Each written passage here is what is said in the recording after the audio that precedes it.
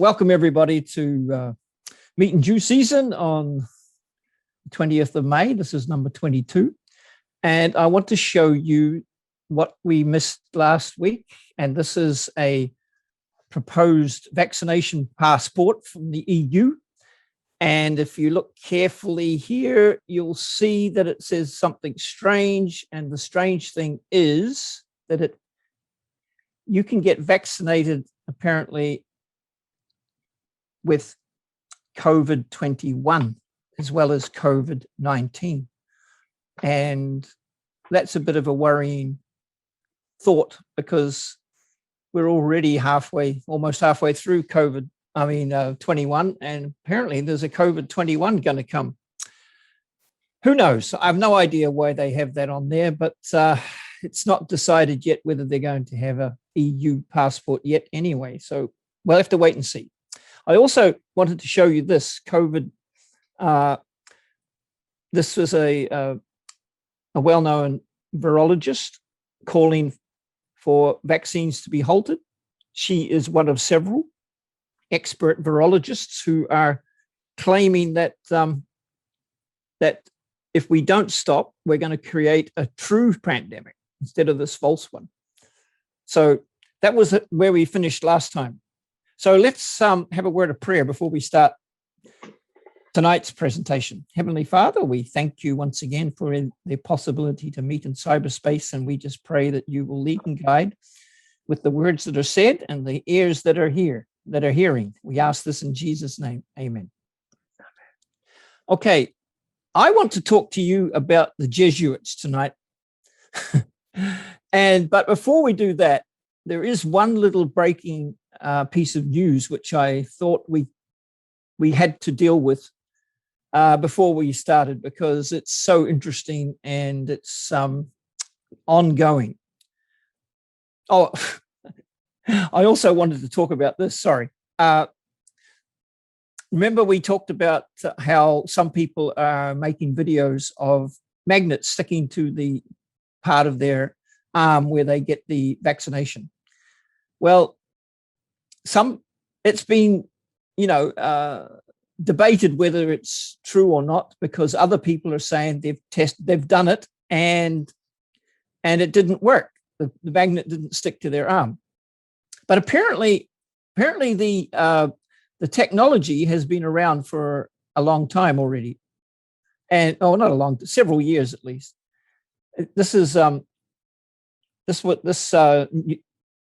This study says a super paramagnetic nanoparticle delivery of DNA vaccine is possible. They say that if they use these super paramagnetic, the efficiency of delivery of DNA vaccines is often relatively low compared to protein vaccines. The use of super paramagnetic iron oxide nanoparticles to deliver genes via magnetofection shows promise in improving the efficiency of gene delivery. So they've already developed this technology and they're using super paramagnetic iron oxide nanoparticles. So who knows? Some people may be getting it and some people maybe not. We will understand more in the future. But this story that I want to share with you is about the Jesuits. No political event or circumstance can be evaluated without the knowledge of the Vatican's part in it. And no significant world situation exists in which the Vatican does not play an important explicit or implicit role. And that's from Abram Manhattan. He's a well-known commentator on all things Vatican. And he says that we can't understand history, we can't understand current events without looking at the Vatican's role in it. I want to introduce you to the Jesuit reductions in the area that we now call Paraguay in South America. This is the I'm going to show you some pictures of the ruins that were left, that have been left behind. You can go to Paraguay today and you can go on tourist tours of all the Jesuit ruins in Paraguay. And these are just some of them. These are settlements or mission stations that the Jesuits built. And they controlled this part of the world for nearly 200 years. And most people in Europe had no idea what they were doing. They started in 1609, controlling this part of the world. And this is where they developed communism. They enslaved the native Indians, and they used them to create enormous wealth for the Jesuit order, which they shipped back to Europe. Here is one statement about it. When once the Jesuits had raised up a generation so devoted and obedient, they then brought into operation their system of government and made a successful attempt to realize the republic preconceived of old by Plato. Plato is a very interesting philosopher, and Jesuitism is based on Platonism. That which is held out to us by the socialists of our own day, in fact, their form of a republic was nothing else than communism. The only difference being that the Jesuits substituted themselves for the state or community. They were the originators of communism.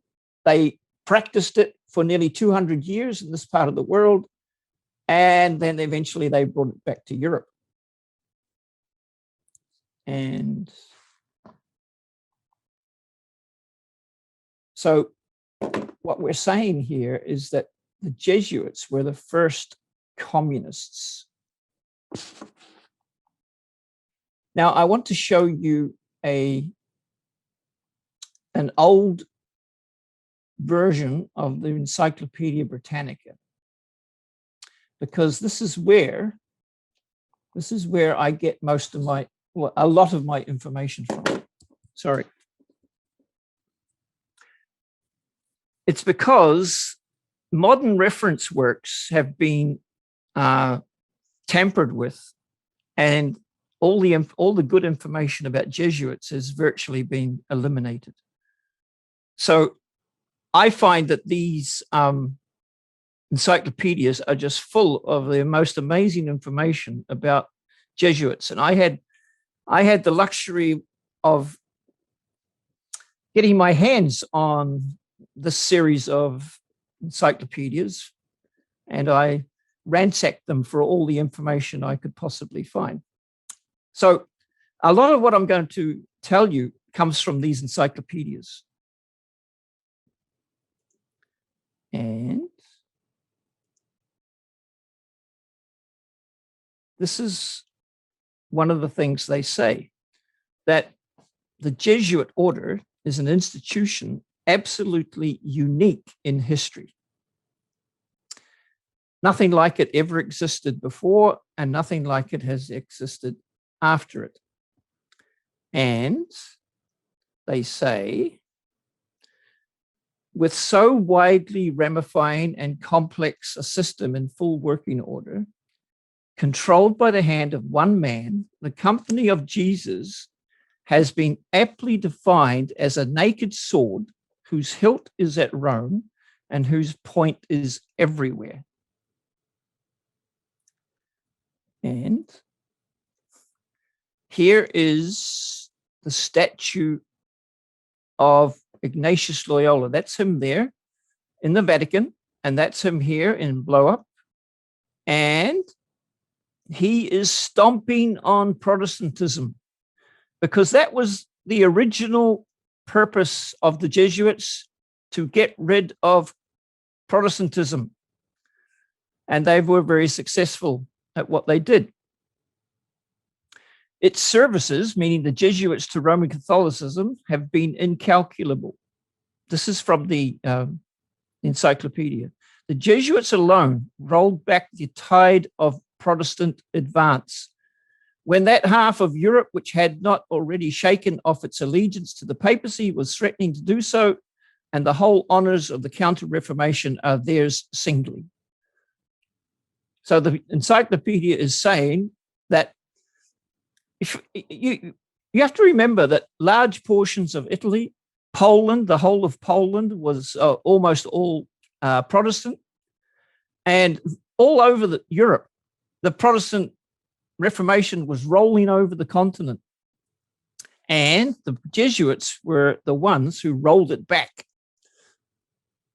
Poland is, as you know, is almost exclusively Catholic today, and most of Italy as well. So they were very successful. It is impossible to call to mind the religious institutions, the religious, political, and literary history of Europe during the last 3 centuries without meeting the Jesuits at every step. We cannot travel in the most distant countries, traverse unknown seas, visit the most remote lands, or penetrate the most frightful deserts without finding under our feet some memorials of the Jesuits. So they've left their footprints everywhere, worldwide. This is their spiritual exercises created by Ignatius Loyola. And it's a device or a system or method of turning people into robots, a manual expressly designed and used for the purpose of breaking down the will of those who pass through its appointed ordeal under a director. And the reason why this is so interesting for us and important for us to understand is because I'm sure you've heard of spiritual formation and emerging church and progressive Christianity. All those things that are invading Christendom today, including the Seventh-day Adventist Church, are based on Ignatius Loyola's spiritual exercises, where the will is broken down and you give your, you pass your will over to a spiritual director. And incidentally, this is exactly what Plato taught. This was his idea of the perfect society, where everybody was under orders from somebody else. For nearly 3 centuries, the Jesuits were accounted the best schoolmasters in Europe, including here we have, this is Georgetown University in Washington, D.C., founded by the Jesuits in 1789. And if you want to be an employee of the federal government in America, that's the university you go to. It's the most prestigious place for an officer who wants to be employed in any government department in America to go to. They specialize in educating government employees. And that is an interesting phenomena when you look at what's going on in America and why certain things are done. It's because many of these people that are making decisions today in America are Jesuit trained.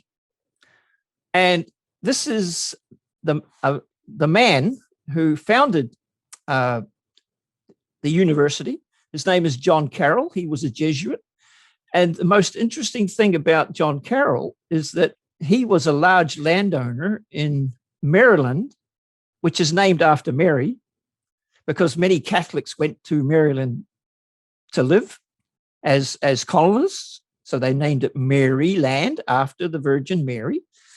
And he was a large landowner, and he donated the land that Washington, D.C. is built on today.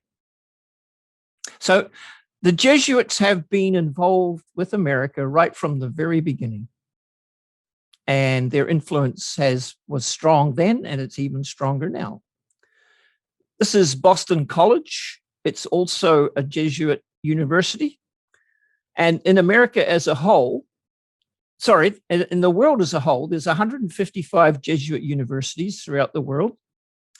There's 343 Jesuit high schools throughout the world.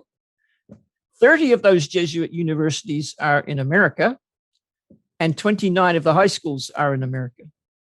So nearly, what's that? 20% of all the Jesuit universities in the world are in America, roughly. So they certainly are concentrating on America. This is the Jesuit Manual of Education. And I'll just read, I don't want to read all this. I'll just read the piece in yellow.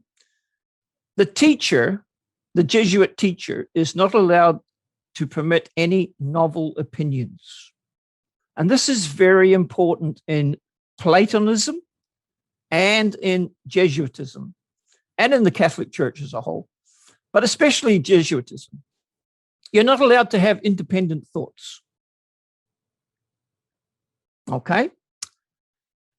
Under such a method of training, highly cultivated commonplace should be the inevitable average result. In other words, you don't get brilliant people. What you get is obedient people from a Jesuit education. And that in proportion as Jesuit power has become dominant in Latin Christendom, the same doom of intellectual sterility has spread from the part to the whole. It's not just Latin Christendom anymore, it's the whole Western culture. But this is also from the Britannica Encyclopedia. It says, but it takes great men to carry out great plans, and of great men, the company has markedly barren from almost the first. All they want is obedient people. They don't want people with individuality. Individuality is wiped out in Jesuitism, whereas Christianity is all about the individual. God doesn't save churches. He doesn't save nations. He saves individuals. Whosoever believeth shall be saved. So what has happened is, I was talking about how America is the prize as far as Jesuitism is concerned, because it's supposed to be the greatest Protestant nation on the earth. And of course, as we all know, that's rapidly disappearing.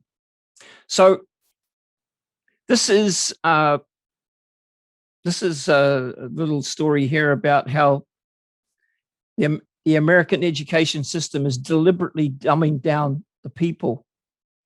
And that book there on the left is written by a woman called Iscart, and she used to work for the American education system.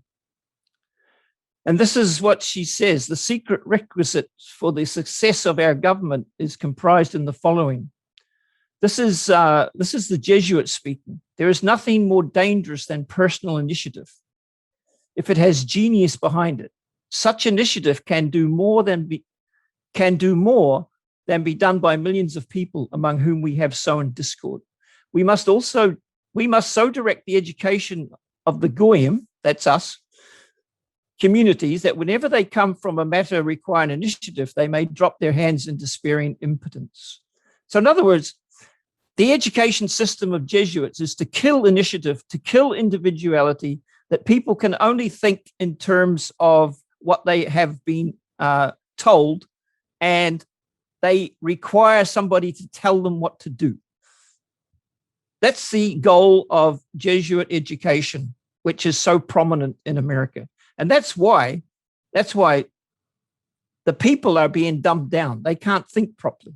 And of course, this is all part of that wine of her fornication that the woman riding the beast is serving out to the world.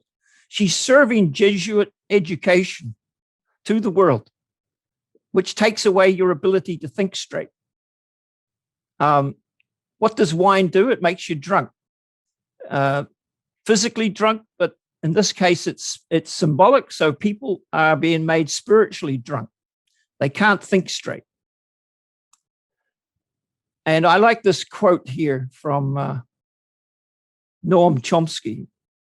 The general population doesn't know what's happening, and it doesn't even know that it doesn't know. If you can understand that. It's a good quote. So,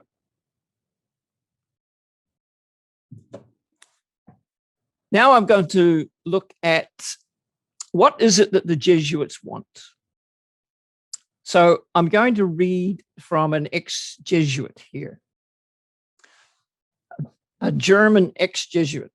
The Jesuit order therefore stands before us as the embodiment of a system which aims at temporal political domination through temporal political means, embellished by religion, which assigns to the head of the Catholic religion, the Roman Pope, the role of a temporal overlord, and under shelter of the Pope King and using him as an instrument, desires itself to attain the dominion over the whole world.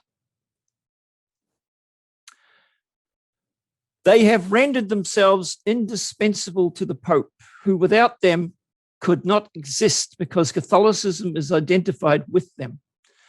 They have rendered themselves indispensable to governors and to hold revolutions in their hands. And in this way, either under one name or another, it is they who rule the world. According to this author, which he wrote back in 1905, they already rule the world. This is a Catholic priest. At what then do the Jesuits aim? According to them, they only seek the greater glory of God. But if you examine the facts, you will find that they aim at universal dominion alone. And Napoleon, who had a lot to do with the Jesuits, and we'll talk about that later, he says they are a military order and not a religious order. They are like the Nazi shock troops that the SS that Hitler had, and they are the leaders of the Catholic attempt to take over the world. They are the ones who are in control. They even control the Catholic Church, as you know, because the latest Pope is even a Jesuit. So Napoleon says, the general of the Jesuits insists on being master sovereign over the sovereign. Whenever the Jesuits are admitted, they will be masters, cost what it may. Their society is by nature dictatorial, and therefore it is the irreconcilable enemy of all constituted authority. Every act, every crime, however atrocious, is a meritorious work if committed for the interests of the Society of Jesus or by the order of the general. Yes, they are perpetrators of the most evil acts, and that eventually caught up with them, which we will talk about in a minute. Malachi Martin, he is a modern Vatican watcher and commentated on everything to do that the Vatican does, and he wrote this book called The Jesuits. And he was a Jesuit himself for a while, but apparently he was able to escape amicably. I find that very strange because once you're a Jesuit, you're always a Jesuit, but apparently he was able to leave. Anyway, he says, never before in the course of the world's history had such a society appeared. The old Roman Senate itself did not lay schemes for world dominion with greater certainty of success. So everybody seems to think that the Jesuits are in control and that they are going to be successful with everything that they do. Well, it's not always going to be going their way, and we're going to find out why in a moment. It says, between 1555 and 1931, the Society of Jesus was expelled from at least 83 countries, city-states, and principalities. And they were expelled because they committed all sorts of atrocious acts, including murders and assassinations of political leaders. And they were basically revolutionaries whose sole goal was to take control of every country that they were in, including all the Catholic countries. It was the Catholic countries that actually expelled them and got rid of them. Now, we're going to talk about how the Jesuits were suppressed by the church, because the Catholic nations of Europe put enormous pressure on the papacy to get rid of them. The first mutterings of the storm, which was soon to break, were heard in a severe brief issued in 1741 by Benedict XIV, the most learned and able of the latter popes, wherein he denounced the Jesuits as disobedient, contumacious, captious, and reprobate persons, and enact many stringent regulations for their better government. And this was followed by 2 bulls, that's Vatican proclamations, striking at their continued insubordination in the matter of the Chinese rites because they weren't obeying the Pope, which, however, did not save them from an edict of banishment from China itself in 1793, and the last of them disappeared hence in 1774. They were also banned from Japan for inciting rebellion against the government there. They dare before us, without our permission, to enslave the Indians of Paraguay. So that news finally reached Europe, of what they were doing in Paraguay, to sell them or buy them, separating mothers from their children, and to despoil them of their goods and property. So even the Pope didn't know what they were doing in Paraguay. So we're going back to Paraguay now. The first serious attack came from a country where they had long been dominant, Portugal. In 1753, Spain and Portugal exchanged certain American provinces with each other, which involved an exchange of sovereign rights over Paraguay. The Jesuits were not happy about this, and they actually fomented a rebellion. The inhabitants of the reductions, that's what that was the special name that the Jesuits gave to their settlements there. So the inhabitants of the reductions, which were the native Indians, whom the Jesuits had trained in the use of European arms and discipline, rose in revolt and attacked the troops and authorities. Their previous docility, that's talking about the Indians, and their entire submission to the Jesuit missionaries left no doubt possible as to the source of the rebellion. Once again, from the Encyclopedia Britannica. So then they tried to assassinate the King of Portugal. The King of Portugal was fired at and wounded. Pombal, who was the Prime Minister, charged the whole society with its guilt, issued a decree of September 1759, ordering their immediate deportation from Portugal and all its dependencies. So Portugal was the first European country to throw them out, and they were very powerful in Portugal. So now we move to France, and there was a court case involving a Jesuit who had borrowed lots of money and he had lost it. And the whole court case eventually ended up in the Parliament of France. And in order to move the court case forward, the Parliament demanded all the records and papers, records of that the Jesuits had.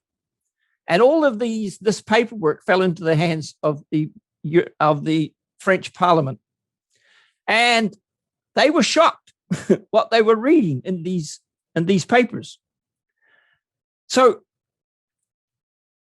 losing his case, he appealed to the Parliament of Paris, and it required the constitution of the Jesuits to be produced in evidence and affirmed the judgment of the courts below. But the publicity given to a document scarcely known until then raised the most indignation against the company, and not just in France, but all over Europe. because people never really knew what the Jesuits were all about, but now they're beginning to find out. A royal commission appointed by a duke to examine the constitutions convoked a private assembly of 51 archbishops and bishops under the presidency of Cardinal de Lyons, all of whom, except 6, voted that the unlimited authority of the general was incompatible with the laws of France. The Jesuits were suppressed in 1764, but they were suffered to remain as priests a short time, but then they were completely kicked out in 1767. Now, it's very important to understand that France dealt very severely with the Jesuits, because they're going to come back and deal very severely with France. They were dissolved and abolished in 1767 by the Parliament of France. And in this national act, the Parliament assigned the following as the reasons for their abolition. The consequences of their doctrines destroy the law of nature. They break all the bonds of civil society by authorizing theft, lying, perjury, the utmost licentiousness, murder, criminal passions, and all manner of sins. Did you notice that? This is what the Jesuits are guilty of, according to the French Parliament, after investigating their own documents. They break all bonds of civil society by authorizing theft, lying, perjury, the utmost licentiousness, which means debauchery and sexual sins, murder, criminal passions, and all manner of sins. And they haven't changed. They're all their morality is based on if it works to the benefit of the Jesuit order and the Catholic Church, then it must be okay. So they justify everything by the means.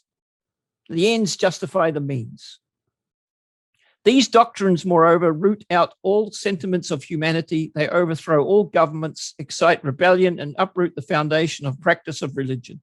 And they substitute all sorts of superstitions, irreligion, blasphemy, and idolatry. So that's quite a condemnation. Now, Spain is going to do the same. They're going to throw the Jesuits out too. And what this king did was he sent a letter to all his governors and people in charge of his dominions. And he said, I think I've told you this before, but anyway, I'll tell it to you again. He said, this letter contains another letter. You must not open the second letter until a certain date. And when you open it, you will be instructed what to do. And the instructions were to arrest every Jesuit and pack them off back to Italy, back to the Pope. And it was accomplished, and 6,000 Jesuits were kicked out of Spain alone.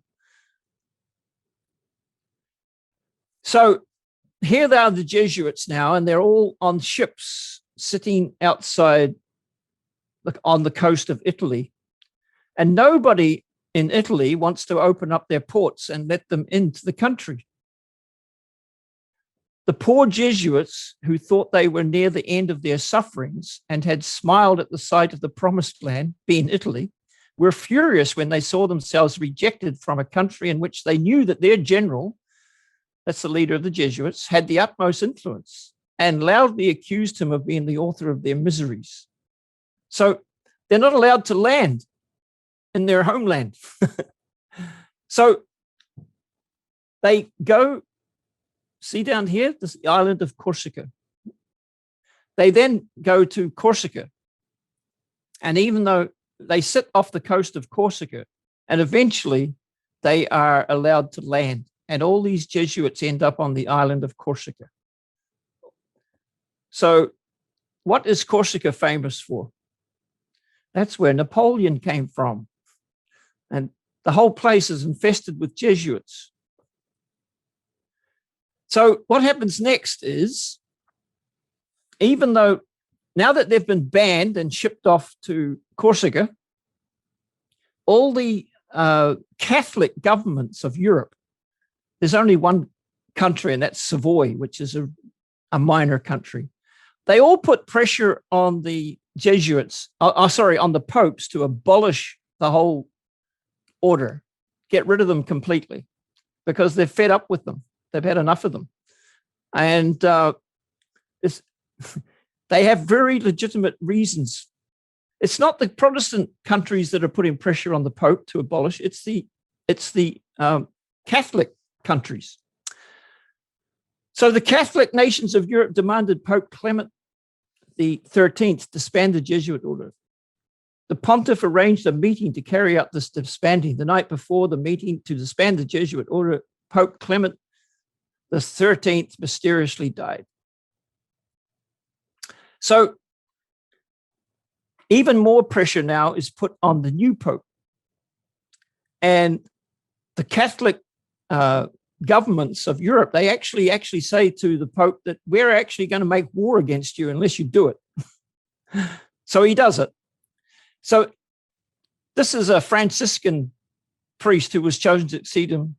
He took the name of Clement the 14th. He endeavored to avert the decision forced upon him, but as Portugal joined and Maria Theresa, which is the queen of, or the empress of Austria, they put pressure, and he is finally convinced to suppress the Jesuits. Finally, on July 1773, this is an important year, 1773, the famous brief, Dominus Ac Redemptor, appeared suppressing the Jesuits. So he was forced to do it by the nations of Europe. He knew very well that by signing the Jesuits' death warrant, he was signing his own as well. And mysterious posters began to appear around Rome, predicting when the Pope would die. And their predictions came true, that the Pope died, this Pope who suppressed the Jesuits died of poisoning. So everybody who tries to suppress the Jesuits dies, okay? That's basically the lesson. We can well believe with what a terrible sense of responsibility the Pope signed this document, and he had good reason for personal fear. He had done and dared what none of his predecessors would have attempted. He knew the penalty and paid for it.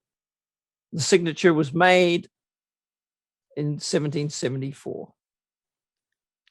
The suppression is, this is what he said, the suppression is accomplished. I do not repent of it, having only resolved on it after examining and weighing everything, and because I thought it necessary for the church. But if it were not done, I would do it now. But this suppression will be my death. So he knew what was going to happen to him. And apparently his death from poison was a very agonizing and long drawn out affair. They used a poison which worked very slowly. And by the way, they have always been known to be expert poisoners. They use poison frequently in their efforts to remove their opposition. So I thought we could stop here. This is where the Jesuits have reached their lowest ebb, but they're going to come back again, and they're going to come back very, very strongly, and they're going to use Freemasonry to bring down the people who were responsible for their demise. They're going to use Freemasonry to provoke the French Revolution. And as you know, we as Adventists, we have a great interest in the year 1798, when the Catholic Church received its deadly wound, because that is a very prominent year in prophecy, and it's something that we as Adventists frequently talk about because it's such a prominent year in prophecy. It may be of interest for you to know that the Freemasons, they claim the honor using the French Revolution to bring down the Pope. And that's what I'd like to show you in the future. We may not get into continuing it next week because there's a lot of things going on in the world that we need to catch up with, but we may continue in a fortnight's time. So it's very important to understand these things, because we can't understand what's going on today without understanding the influence of the Jesuits. By the way, Ellen White says that when the French Revolution occurred, she said it was the manifestation of a new satanic power.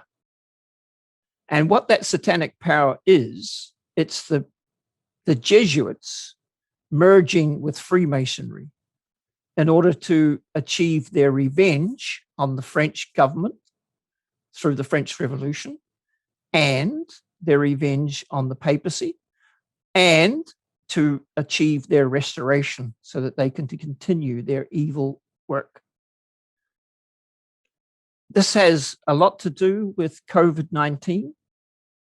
We're always talking about Dr. Fauci. Fauci is a Jesuit-trained doctor, and he is almost certainly a Jesuit carrying out their orders. So this is what I wanted to share with you, because it's very important that we understand these things. Okay, so back to you, Ava. Thank you so much for showing us or teaching us this. And I have to ask again. It was the Catholic Church who, what do you call it? The Jesuits this Jesuit army was the army of the Catholic Church, right? No, not really. It was the army of it was the Jesuits controlling the army of Freemasonry. By the way, are you talking about the French Revolution, or are you talking about something else? No, I'm just talking generally. I thought that the Jesuit order was made up to kill the Protestants, and the Catholic Church used them to do that work. That's how I have understood it. Yes, but you've got to remember what I've just showed you. The Catholic Church was forced to suppress them. And their whole goal after being suppressed was to get revenge and to get back into power again. And they did it. They did it by using Freemasonry. And that's what I want to show you next time, how they did that. Yeah, so that was I could not understand, if it was if they were the army of the Catholics, why did they want to get rid of them again? That was my question. Because they were forced to by the Catholic governments of the time. They actually said to the Pope, "We will actually make war against you. We will conquer. If you don't do it, we will do it for you. If you don't suppress them, we'll get rid of them, and we'll get rid of you as well." So he had to do it. You understand? Mm-hmm. So when these Jesuits were thrown out of different countries, how did they come now they are really, you don't know really who are the Jesuits, right? Or is there a way that we can know that they are Jesuits? There are Jesuits that are known, and there are Jesuits that are unknown. They call them, the ones that are unknown, they call them coadjutors. They work for the Jesuits. They're not priests, but they work as lay people for the Jesuit order. And they're just as committed to the Jesuit order as the priests are. So how can we discover if they have come into the church? You can't. That's the whole thing. You can't. You can suspect if you want to, but we don't know.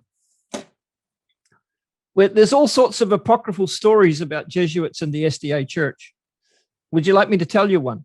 Sure. Okay. You heard of that book called Questions on Doctrine, which was published where we as a church changed our doctrines. I don't want to go anyway. There was that was about that time in the 1950s that a woman took her Catholic friend to an SDA had a Catholic friend, took her to the GC. They were sitting in the cafeteria having a meal, and two of the leaders of the church walked in, and the Catholic lady said to her SDA friend, "What are they doing here? Those two are Jesuit. Those two are Catholic priests." And they were leaders in the church. They were, one of them was, I struggle with remembering people's, was, Leroy Froom. Yes, Leroy Froom was one of them. And the other one was, I can't remember. Sorry. Yeah. Anderson? Anderson. No, not Anderson. No, not Anderson. Anderson was a good guy. Andreasen was the good guy. Andreasen. No, it wasn't Anderson. It was anyway. Have any of you heard of that story before? Yes, Yes. I heard that. And Yeah. when she asked, "Who are those two men?" Yeah. And she said, "Oh, they are leaders in the church." No, they are not. They are Catholic leaders. Catholic priests, yeah. Yeah.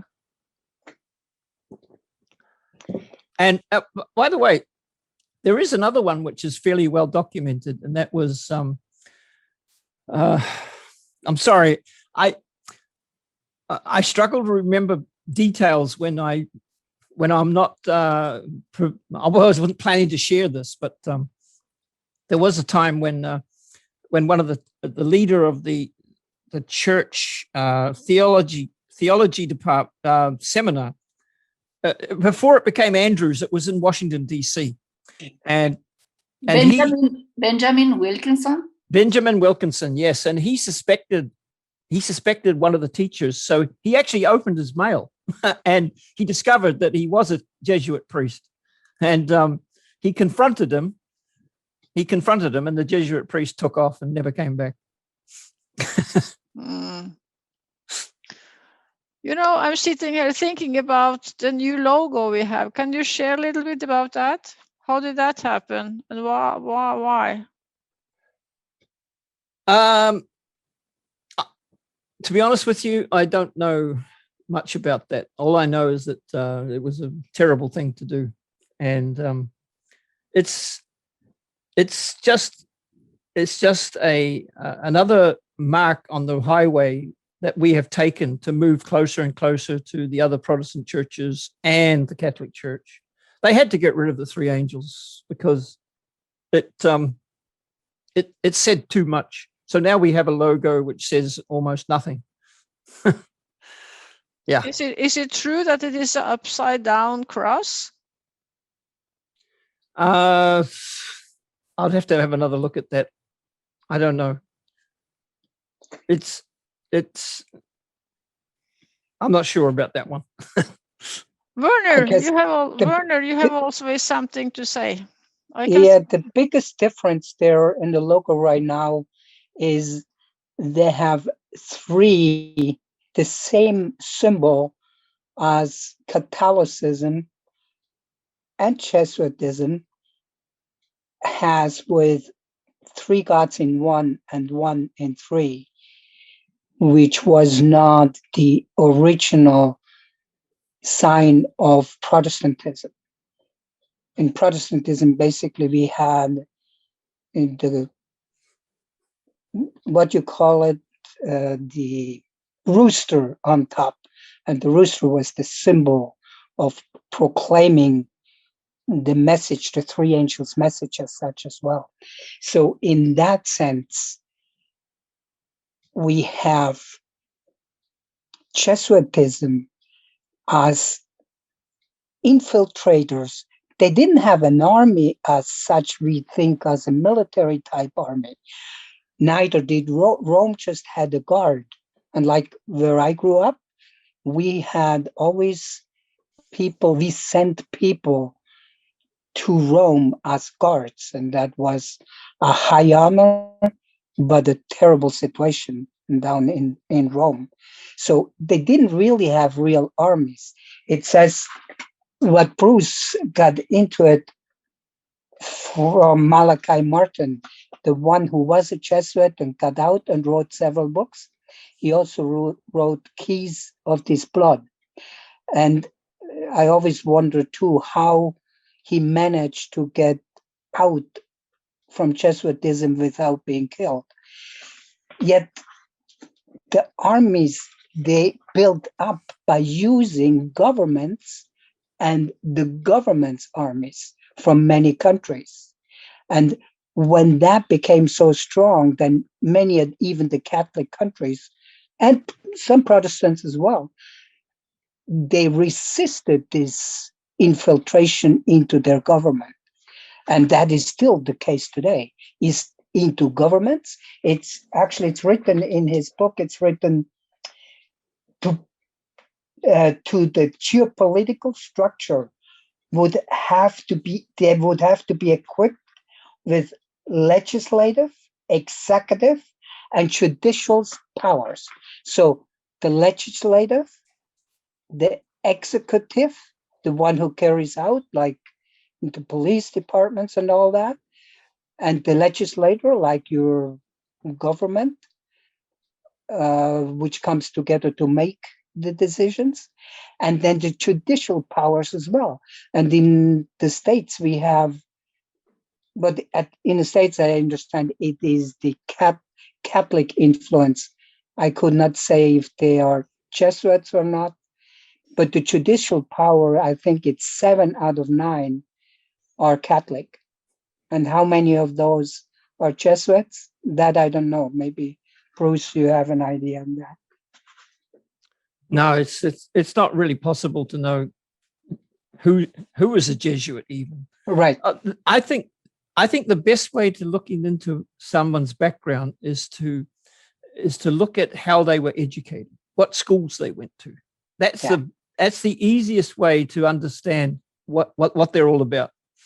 That they masquerade as all sorts of things, but they can't hide what schools they went to. Right. And this is what is so deceptive in the governments, but now especially also in the Protestant churches. And here you brought out the point, Bruce, that even the Catholics didn't want the Protestants, the Jesuits no more. And that's still the case today. In many cases today. Yeah, the Catholics are afraid of the Jesuits. They really are. They fear them. Because you have to understand the Jesuits are opposed to anybody who opposes them. So if a Catholic opposes them, then that's someone to be removed as well. Yes. They do not like conservative Catholics. They've always been when it comes to politics, they're always on the left. They created communism. And so you have in the Catholic Church today, you have other orders like Opus Dei, which is a counterweight to the Jesuits. The conservative Catholics organized themselves into a society which is kind of like in opposition to the Jesuits. Yes. But they're not a very pleasant bunch of people either. Opus Dei, they call themselves. You know, when you say that you can see what kind of schools they have gone to, you know, what was the former, you know, the one before Ted Wilson? What was his name again? He was Uh, Norwegian. Jan Paulsen. Yeah. Yeah. So Oh, he went to Tübingen University in Germany, and that's a very liberal theological university in Germany, where they teach you what they call the higher learning. yeah, so I thought I remembered that he had gone to some kind of Jesuit school. Oh, that was Samuel Bacchiocchi. He proudly proclaimed that he went to the Jesuit university in Rome, of all places. And many people thought he was a Jesuit. He probably was. And Steinar was asking if you said that Leo Froome was a Catholic priest. Yes. He's asking what, sorry? Steinar asked if you said that Leroy Froome was a Catholic priest. No. What I said was there are many apocryphal stories in the Adventist Church, and that is one of them. It's apocryphal. It's no evidence for it. Okay, that this woman said that he was a Catholic priest. Yes, It's perhaps not by people that we can say he was a Jesuit, but when we look at the fruits and what has happened from 1930 to 50s to 1980, we can clearly see how Frommeism, it came into the church, changed many of the theological understandings. So far that in 1980, Frommeism had its completion with changing the statement of belief. And that was Fromme's all the way along, his way of coming into with Jesuitism. Jesus said you judge them by their fruits. And one of the interesting things about that book, Seventh-day Adventists Answer Questions on Doctrine, where we changed our beliefs, nobody in the church ever put their name on the book as an author of the book. But as time went by, we now know that Leroy Froome was one of them. Yeah. Yeah. But nobody was prepared to put their name on the book. Yeah. I think it says a committee a committee put it together or something like that. And it says in the book somewhere, I think. But we do have to recognize the seriousness of the work of Fromme and his associates. When we look exactly what happened in 1980 at the General Conference, that we now have the Trinity understanding as it is in the Ecumene and in Catholicism and in Jesuitism. So understanding that, we have to look, where do I stand? What do I believe? Which spirit do I pray to and submit myself to? And that is the question which now will be solved very, very quickly. Yeah. But by the way, I've just remembered the name of the other person. It was Roy Allen Anderson, the other man that this woman said was a Jesuit priest. And I believe he was Australian. And it's interesting that the latest crisis, or one of the biggest crises that we've had in the Adventist history, came out of Australia, where I've always thought this whole controversy, which originated in Australia, is bears all the hallmarks of Jesuitism, because you have one guy, you have Robert Brinsmead, and you have Desmond Ford on two extremes, and they both fight each other, but in private they're friends. Did you know that? In private they were friends, and I've tried to I've tried to look into both of their backgrounds, but I could never find anything about connections to Jesuitism. But who knows? Desmond Ford went off to study in England under a Plymouth Brethren professor by the name of F.F. Bruce, and he is the Plymouth Brethren are into basically into Zionism and all that false prophecy about Israel going back to all. And when Desmond Ford came out of there, he no longer believed in the papacy being the little horn. He believed it was Antiochus Epiphanes. That's where he changed, under the influence of that guy. So who knows what other influence? I don't know.